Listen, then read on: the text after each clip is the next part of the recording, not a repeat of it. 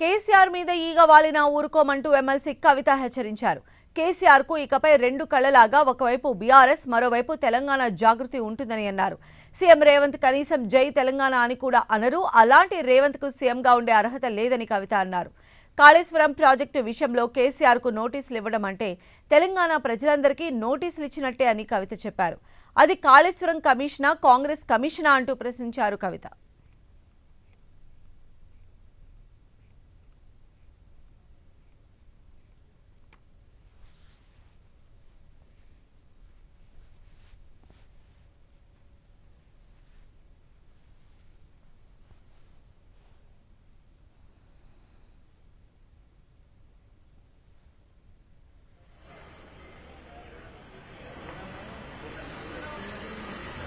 ఈ 10 సంవత్సరాలకు ఇప్పటికి చాలా తేడా ఉంది.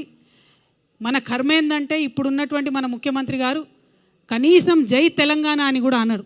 రాష్ట్ర అవతరణ దినోత్సవం వస్తుంది. నేను రాష్ట్ర ముఖ్యమంత్రి గారిని డిమాండ్ చేస్తూ ఉన్నాను, సీఎం గారు కనీసం ఇప్పటికన్నా మీరు జై తెలంగాణ నినాదం అనండి.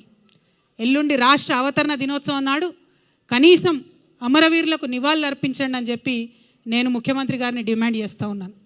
నిజానికి జై తెలంగాణ అనని వాడికి, తెలంగాణ అమరవీరులను తలుచుకోనటువంటి వారికి, నివాళులు అర్పించని వారికి ఆ కుర్చీలో కూర్చునే అర్హత కూడా లేదు. కానీ తెలంగాణ గ్రహచారం బాగాలేక మరి రేవంత్ రెడ్డి గారు మనకు ముఖ్యమంత్రి అయినరు. తెలంగాణ రాష్ట్రం యొక్క నీళ్లు తరలించుకొని పోతూ ఉంటే మాట్లాడలేనటువంటి పరిస్థితి ముఖ్యమంత్రిది ఉన్నది.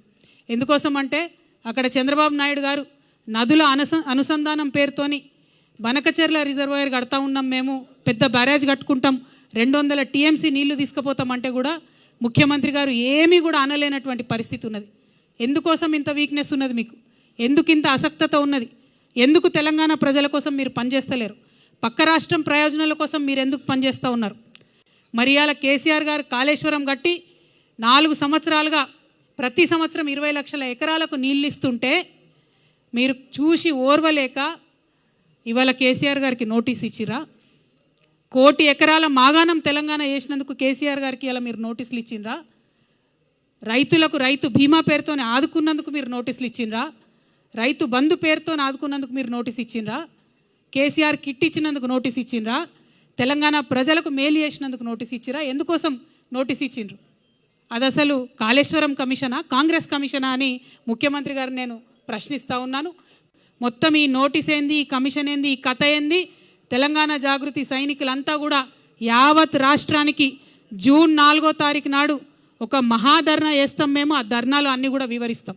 మీ కుట్ర ఏంది, కాళేశ్వరం ఏంది, ఇవన్నీ కూడా వివరిస్తాం. జూన్ 4వ తారీఖు నాడు ఒక మహాధర్నా చేపట్టబోతా ఉన్నాం ఇందిరా పార్క్ దగ్గర తెలంగాణ జాగృతి తరఫున. ఖచ్చితంగా అక్కడ మొత్తం కూడా మీరు ఎట్లా గుత్తేదారులకు వంతబాడుతున్నారు, ఎట్లా తెలంగాణ రైతాంగాన్ని ఎండబెడుతున్నారు, ఎందుకోసం కాళేశ్వరం ప్రాజెక్టు మీరు వాడతలేరు, ఎందుకు నిర్వీర్యం చేస్తున్నారు, ఈ అంశాలన్నీ కూడా తెలంగాణ ప్రజల ముందు బట్టబయలు చేస్తామని చెప్పి ఈ సందర్భంగా మేము తెలియజేస్తూ ఉన్నాం.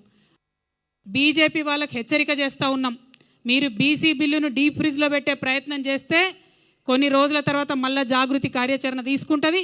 ఖచ్చితంగా కేంద్రానికి సెగదలిగే విధంగా రైల్ రోకా లాంటి కార్యక్రమాలను కూడా తీసుకొని పెద్ద ఎత్తున ముందుకెళ్తామని చెప్పి బీసీలకు 42% రిజర్వేషన్లు లోకల్ బాడీ ఎన్నికలు పెట్టే లోపలనే తెలంగాణ జాగృతి తరఫున పోరాటం చేసి సాధించుకుంటామని కూడా ఈ సందర్భంగా తెలియజేస్తూ ఉన్నాం.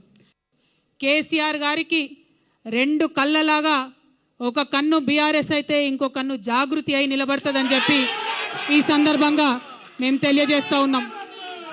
కేసీఆర్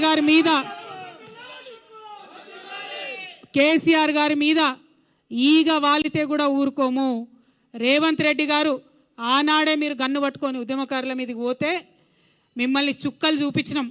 భయపడి తెలంగాణలో తిరగలేక మీరు గన్ను పట్టుకొని ఆనాడు